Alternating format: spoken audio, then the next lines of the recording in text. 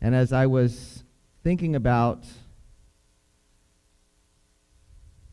things that I wanted to share, things that make a difference in my world, I thought about the glimpses that I see. Did you see at the end of that text where we all know the story of Zacchaeus? We've sung about it since we were very little. But that Zacchaeus knew that he was too short, something with which I can relate, and he had to figure out, how can I get a glimpse of Jesus? I chose this translation because it ended, it says, he ran ahead of everyone and climbed up into, this says, a blossoming fig tree, a sycamore tree, to get a glimpse of Jesus as he passed by. He wasn't asking for anything. He just wanted to see Jesus. He just wanted to get a glimpse. And we know the end of the story. We know that Zacchaeus got way more than he ever expected from Jesus. Isn't that our lives as well? Jesus delivers over and above what we can ever expect or ask for from him. And it all began with that desire that Zacchaeus had to get a glimpse of Jesus. So as we talk and as we contemplate getting glimpses today, I'll give you a warning. I'm a teacher by trade, so I like class participation. So at the end of the talk today, some students are going to share, and you will have opportunity to share maybe where you have gotten a glimpse of Jesus somewhere in your life, in your week, in your day today. So be thinking ahead, and I would encourage you to share with us. Are we as anxious today? Would I climb a tree to get a glimpse of Jesus? In my day-to-day hustle and shuffle, what would I do to get just a glimpse of Jesus? Maybe getting glimpses has become so commonplace. I don't know how many Bibles I have in my house. We make prayer a common part of our day. Are we as driven? Do we have the desire to get just a glimpse of Jesus as we walk through each day? As we look at some Bible stories today where we know we can go to the Bible and get glimpses of Jesus. But to what effort would I be willing to put forth to catch just a new glimpse of Jesus? First of all, what does it mean to catch a glimpse? That's kind of a strange word. When you write it, it's a interesting looking word. And so I thought, well, what does it mean to catch a glimpse? Webster's tells us that a glimpse is a momentary or partial view, or to perceive briefly or partially.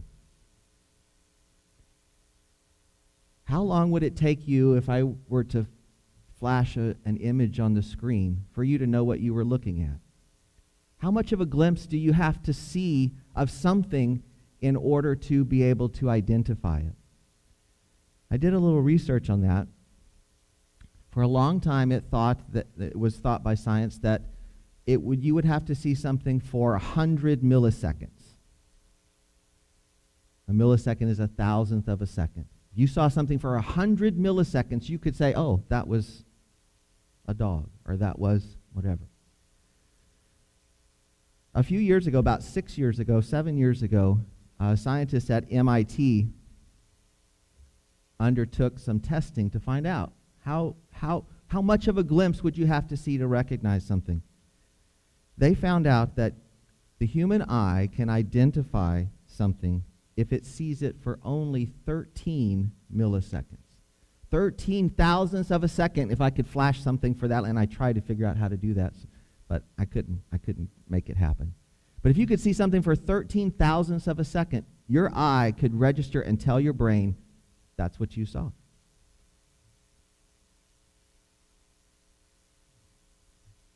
Glimpses of Jesus. 13 thousandths of a second is all somebody needs to see in your life in order to recognize Jesus is in that person. 13 thousandths of a second. How often do we miss the glimpses that we have opportunity to see because we're so busy rushing around? I know as principal at the school, I show up in the morning thinking, hey, these are the things that are going to happen today. Here's what's going to happen. And usually by 8:05, that's all out the window because there's other things happening and there's other things demanding time, and you just go through your day. And in fact, just this week I was telling someone, I didn't come up for air till afternoon today because stuff was happening. And that's all good. It's not bad. But then I stop and think, oh, man, how many kids did I walk by in the hall and I didn't even see them because I was headed somewhere? How many glimpses did I miss in today because of what was going on around me? How many glimpses do you miss as life in 2021 consumes us? As we look at the Bible, we can think about some obvious places where glimpses, maybe even more than glimpses. The first thing that comes to my mind is Moses getting stuck in that cleft in the rock, right? God says, okay, Moses wanted to see God. God, I want to see you. And God acquiesces and says, okay, but you can't handle me. You gotta put yourself in between this rock and I'll just let my back pass before you. That was more than just a glimpse. Another story that always makes me kind of chuckle is when the Philistines stole the Ark of the Covenant, and they knew they had something, right? And so they put it in their temples or whatever, and every morning when they came in, Dagon, their god, was face down. He was getting a glimpse, right? And they finally said, no more. We're going to send this thing back, right? How about Gideon's men? What kind of glimpse of Jesus did they get? Battles were won with troops and power and force. And what did God tell them? You got too many men. Get rid of some of those guys. Send them home. Finally, they got down to, 300 men? What kind of glimpse of God's power did Gideon's men? What did they learn? That victory comes not in numbers, but in who you place your trust in. How about Nehemiah? As he was a captive and he wanted to go back and to rebuild Jerusalem, this monumental task. And he figured out that with God on your side, nothing is impossible. The disciples got many amazing glimpses of Jesus as they were with him. And they saw that even the wind and the waves obeyed Jesus' word. What an awesome opportunity they had, right? Even Stephen, as he was at the end of his life, the Bible tells us, Stephen looked up into heaven and he saw Jesus standing at the right hand of God. And that's something that many times I missed. What do we always talk about Jesus doing? Sitting at the right hand of the Father, right? Here, Stephen, in his last moments on this planet, he looks to heaven, and what does he see Jesus doing for him? What glimpse did he get? Jesus was standing for Stephen. That's an awesome thing.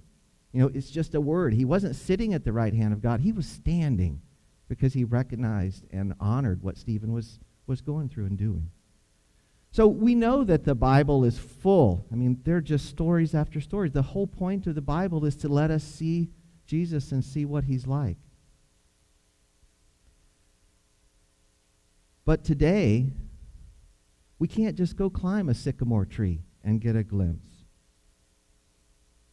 They're not so obvious or easy. Daniel O'Leary wrote a book called An Astonishing Secret. and he speaks about thin places. I really like this concept. He says that these are places where heaven and earth are very close to each other. Those places where we get those glimpses of heaven, where we get those glimpses of Jesus and his love for us. And we can put ourselves in those thin places as we have worship in the morning, as we take a hike in nature. There are certainly places and opportunities that we work towards and we try to avail ourselves of, just so we can get that glimpse. And I love Sabbath. I love Sabbath because it's a time to slow down and to look for a thin place, to look for some place where I can catch that glimpse, some place where I can grow my relationships with those that I care most about.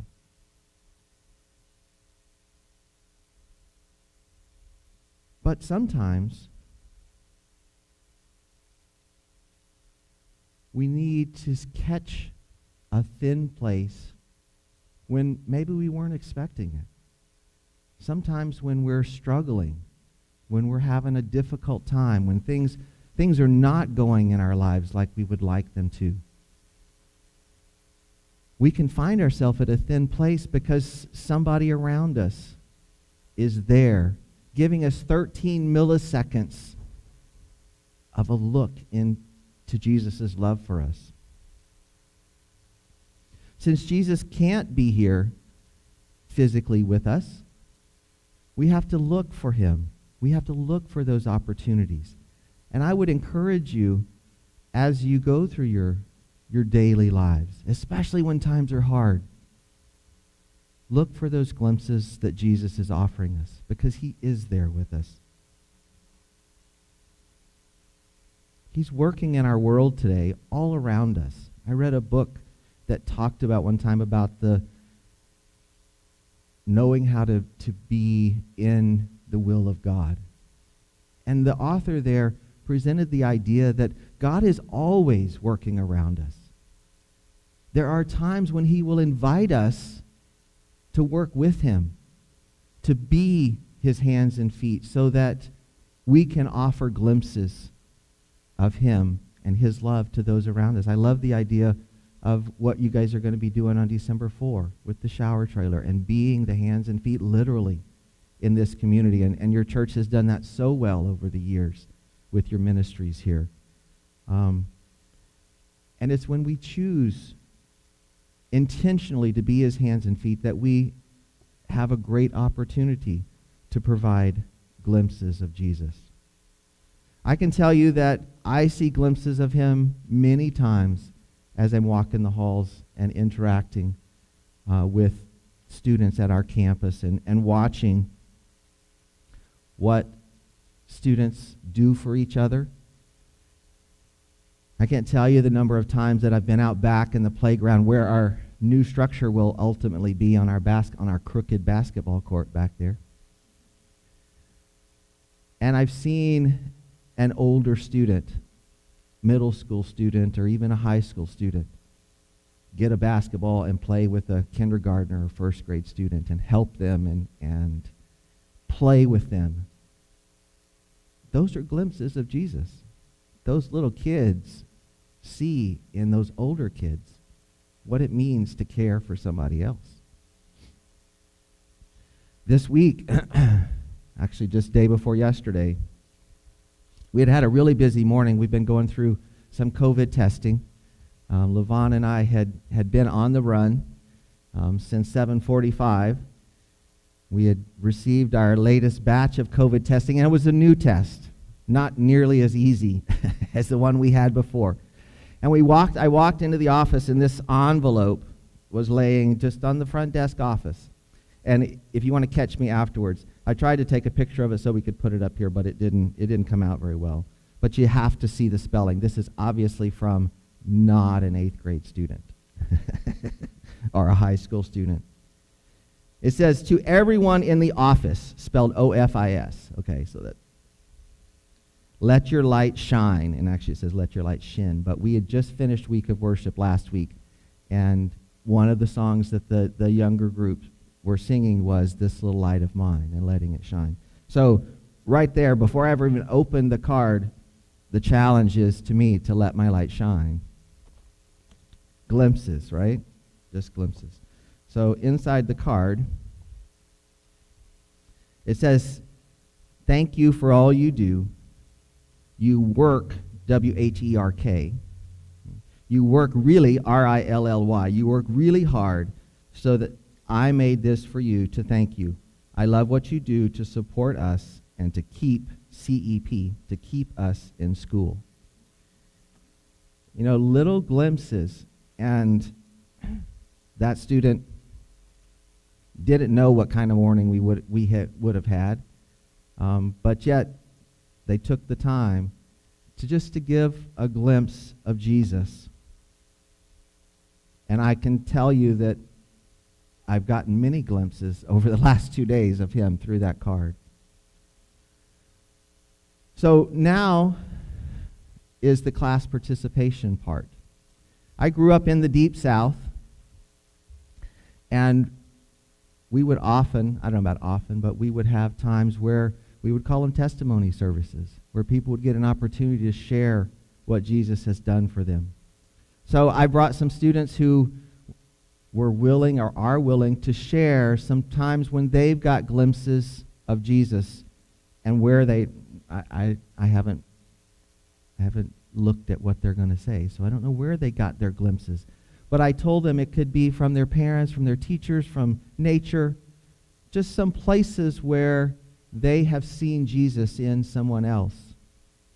And I would like to extend that invitation to each of you, and I'll come around with a microphone, to share with each other. Let's share with each other, where have you gotten a glimpse of Jesus as you've journeyed through your life?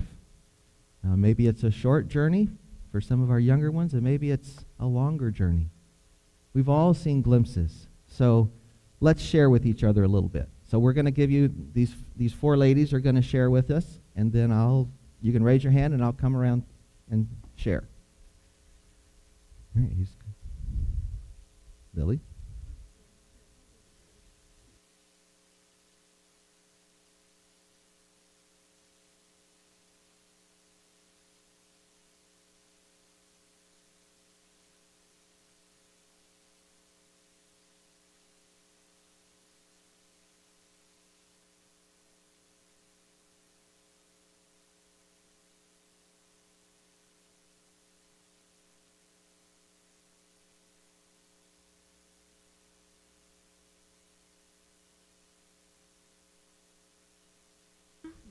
Nope.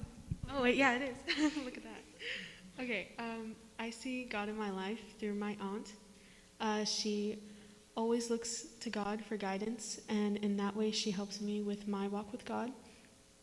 Not only that, but she always has time to talk with me about my struggles with my beliefs and my personal walk with God. I'm so glad to have a family who I can look for advice when I need my connection with God strengthened, which is something she always has time to do. Constantly, she puts herself after God and others. In a way, she makes me want to be a better person and have a connection with God, with which she has and always will have. A few years ago, I needed help with one of the smallest things you can possibly imagine, a math test. She prayed for me, and I ended up passing the test. Thanks to her prayers for me, I passed the year with the best grades I had made for my entire year. All right. Yes. Sure. Okay. And talk slowly. One way I see Jesus in my life is through answered prayer. Answered prayer may be right away or in God's own time, which usually isn't right away. Many times the Bible tells us not to worry, not to be frustrated, or not to be upset. And personally, I find that really hard to do, especially when I'm in a scary or frustrating situation. A few weeks ago, I went to a farm with the school. There were a few little activities such as mini golf and some food, but the main attraction was the corn maze. My friends and I got together, and we all went in. It was muddy, rainy, and slippery, but it started out really fun. After a while, we took a turn and ended back up in the beginning. Looking back, it was probably the smartest thing to do to just get out and hang around, but we were determined to try it again. So we headed towards what we thought would be the right way to go. We took random turns, not really taking it seriously. So we were in there for about an hour when it started getting really dark and really quiet. Naturally, we started to get serious, so we told each other we would actually start trying to get out. It also suddenly came to our minds that we needed to be back on the bus by 9 o'clock, and it was 8:15. You could say that we were a little bit concerned. We tried finding other groups, but didn't really succeed, and we were all by ourselves. Now our feelings of concern were replaced by fear. We tried following the stars, the lights, and even how high the corn was, but nothing was getting us to the end. When you're in the middle of nowhere, in the dark, you start seeing and hearing things. So we heard rustling, we heard the wind, we heard the corn moving, and so we were really scared. So it was 8:30 something, and we were all wet, we were muddy, we were scared, and we were jumpy. And we realized none of our own methods were working, and we needed to do something else. So I told my group, guys, I'm going to pray real quick. I quickly asked God to show us the way out and to help us get on the bus on time and not be lost. Not even 5 minutes after I said amen, we got to the exit. We made it to the bus early, and we were relieved. We knew that the bus wouldn't leave, but we also didn't want to be that one group who got lost in the middle of the corn maze.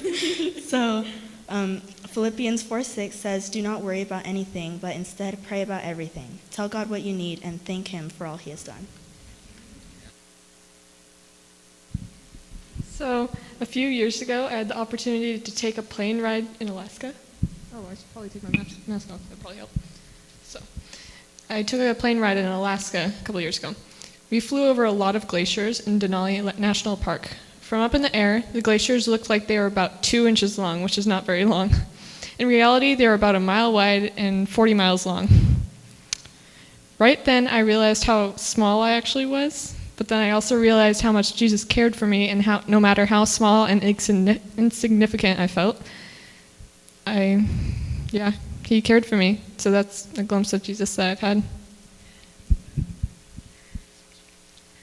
Okay, so when I was probably around like 8 or 9, I had these 2 parakeets, and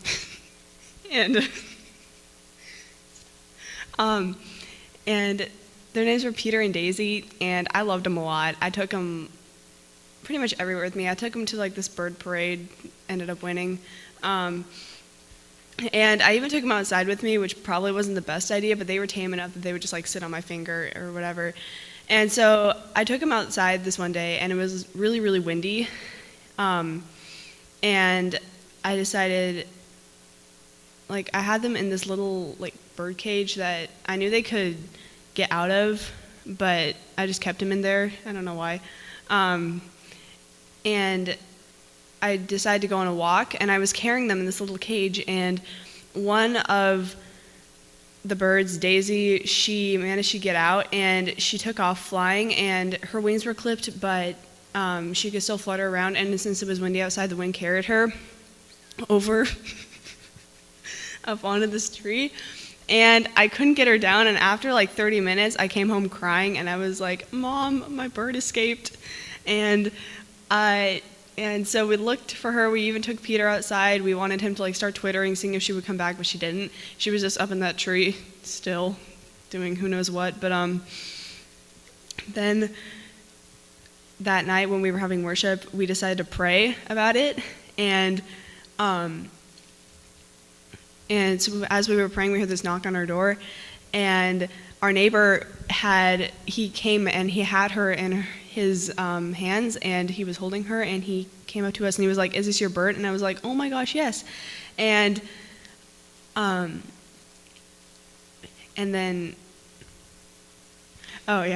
he was like, he had found her on his porch, and she was just sitting there, and I don't know how she got there, but he just found her on his porch, and we hadn't even said amen yet when he came and took her, and anyway. Yeah, Isn't it cool when God answers prayers before we ever pray them? We've had that several times at the school where we'll get something donated that we didn't even know that we were going to need, and it fills the need for us. All right, so would anybody like to share a glimpse of Jesus that you have had or seen? Victor in the back.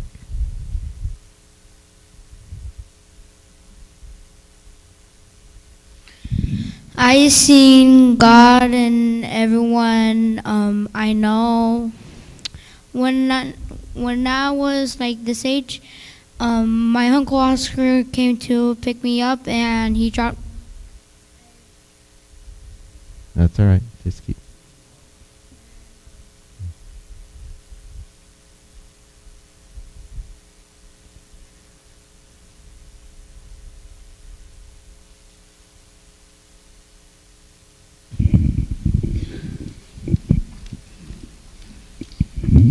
Trade you.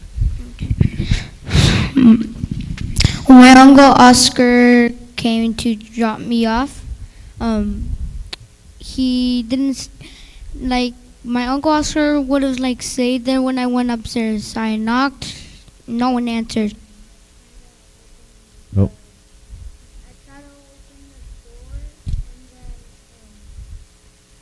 I opened. It was unlocked for some reason. I went inside. No one was there. I thought it was my grandma. And probably still sleeping on the sister was sleeping in bed with her in the room. And then I went upstairs. I checked everywhere. No one was there. So I went to my friend. I went to and I think Uncle Oscar was gone, but I didn't see him. So I went outside. I didn't see him. So I went out. I went outside crying because he left me having one. I didn't want to take him along. So I went outside. I wasn't able to go to the other side. I was only able to go there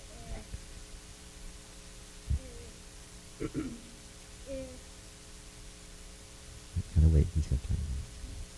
if I was looking for my friends or something happened.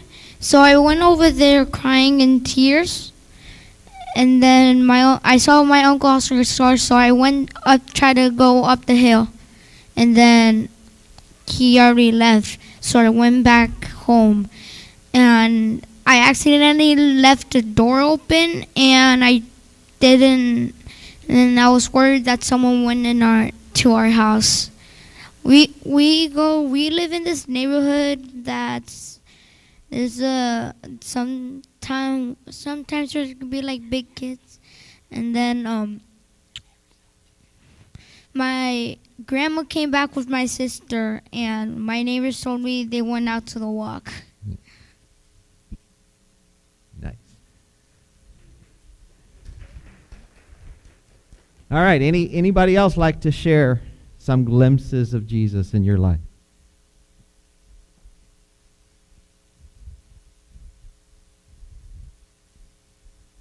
This is how it is in the classroom too sometimes.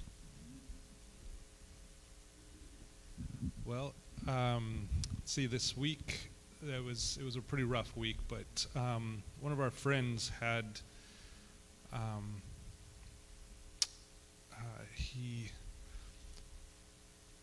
he was in distress. He had some health issues, and it was just flaring. It was really bad, and I was out of the city. Would have taken me quite a while to get back here, and I called a friend and just told him what was going on, and without any kind of hesitation, he said, "I'm going over there. I'm going to go over and check on him," and helped him. And it was definitely a glimpse of someone with Jesus' heart to just not even look at what he's doing, what's going on in his life. It was just, boom, I'm going to be there for that person. Yeah, isn't that awesome? It was awesome.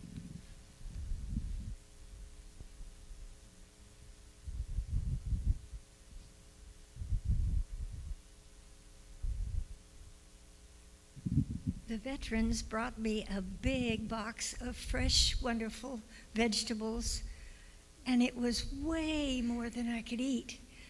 So I took part of it and walked down the street and put it on somebody's door. I wasn't sure if they'd find it, but I left it there.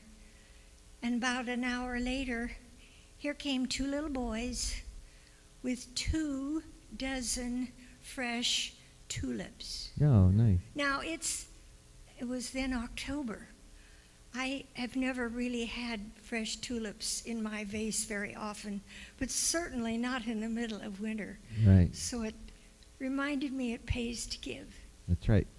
So you got to be a glimpse and get a glimpse in the same time. Very nice. Very nice. All right. Anybody else would like to share?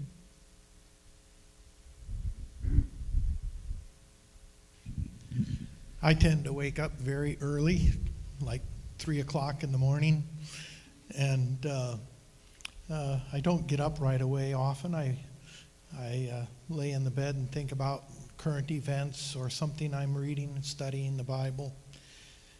And this morning, as I was doing that, I was suddenly overwhelmed with the idea that, or the fact that my wife really takes good care of me. And she every week puts together my medicines ahead of time.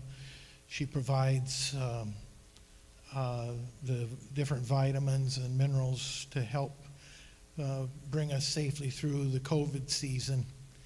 And I realized all of a sudden that that was her love language. A language or her way of showing love. I had never thought of that before.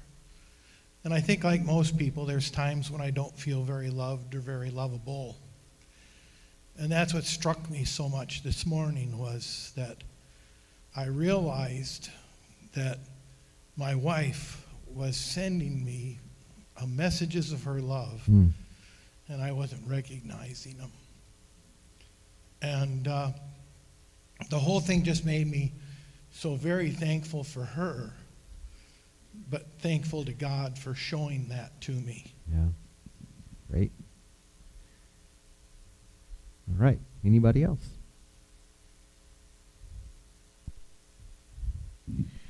Well, I always feel like a deer in the headlights when anybody asks for, like, have you ever had an experience or whatever. But I think what stands out to me is I remember having a lot of, uncertainties as a teenager and a young adult. There's so much life ahead of you. You don't know what's going to happen. How's your life going to play out? And a few decades later, looking back, I realized that every single situation that I've had to face, even the hardest ones, God has gotten me through every single one of those. There's not a single day of work that I've looked forward to what's going to happen, or the toughest cases, or every work shift He's gotten me through, every tough situation in life, all the uncertainties, and also looking back, just everything that every good thing that I've desired in one way or another, He has provided those things. And I guess that's the benefit of life progressing along, is you get to see really how good He is and how He works things out. Yeah, the benefit of perspective. Yeah, having that Well, perspective. age, it's perspective. Yeah, that's right. That's right. Perspective. All right. Anybody else? Don't want to leave anybody out? I see a lot of glimpses of Jesus every day, but one that's kind of comes from an unexpected place is out of my barn. One of my horses, he's a big boy, big quarter horse, and can kind of be a handful sometimes. But one of the young people that is working with this particular horse on a weekly basis in our program kind of comes from a hard space in his life, and has a lot of challenges. And anyway, a couple weeks ago, it was just so sweet when this young person and this big horse were spending some time together, and Rojo, who can be a big handful at times, was the sweetest little, you would have thought he was a stone-broke horse, which he isn't. But just the way he interacted with this young person, and he put his head down and he leaned into him, and he just was the kindest, gentlest horse, like a big teddy bear. And I can tell you, the staff and I stood there, and I don't think there was a dry eye in the stable that day, all of us just watching the interaction. And it was like seeing Jesus put his arms around this kid. Yeah. Yeah, an unexpected thin place, right? You didn't expect heaven and earth to meet in that barn, but it does. Very good. All right.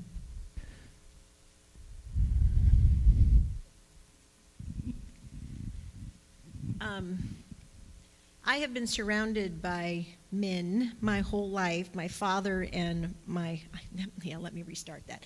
I have been surrounded by hearts of service, and my father and my husband. My entire life, I have seen them serve out of a natural place in their life. I see opportunities that I choose, but it doesn't come so naturally in me. And so when I think about their service, a couple weeks ago we were driving out to Rosario to see some puppies and love on some puppies. And on our way there, on a very busy road, if you've ever been out there, Aubrey sees a car and two people, he thought two ladies out there trying to change this tire. And it was not even a second thought for him to say, oh, I'm going to turn around and come back. And it took us probably as long to turn around on this busy road to go back and help these people change their tire. It's no big deal to this man or to my dad to do something like that, to turn around and to see an act of service and to see an opportunity to be the hands and feet of Jesus. And because I am not much help changing a tire, I stayed in the car and watched the whole thing. But I kept thinking, the whole time, and how many times we've done that in our married life, turned around on a road to go help somebody. How often those acts of service and those things that are taking place in front of us are Jesus there. And what a privilege to be a part of, an act of service. And I don't know, I'm very grateful for my father and for my husband showing me that so often in my personal life, but in the lives of others as well.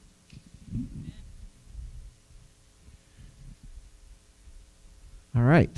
So where do we go from here? I guess I would challenge you to remember it's 13 milliseconds is all it takes to be a glimpse of Jesus as you walk through this week.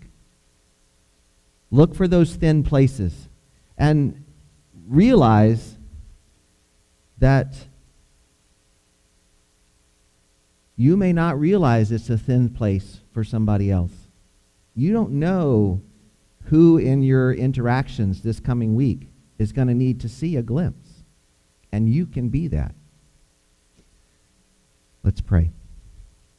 Father God, we are honored by the fact that you allow us to give glimpses of your love to the people that we interact with. Help us to do that and to realize the ways that we can bless others as we live our lives. And as we need to see glimpses of you, open our eyes. Let us see those around us who are being your hands and feet in our lives. And as we walk through this life, through challenging times, I just pray that you will keep us focused on you, and so that when you come again soon, we can look forward to an eternity where we won't have to just get glimpses, but we can see you face to face. Thank you for your love for us. Thank you for this congregation. And thank you for using us to be your hands and feet. In your name I pray. Amen.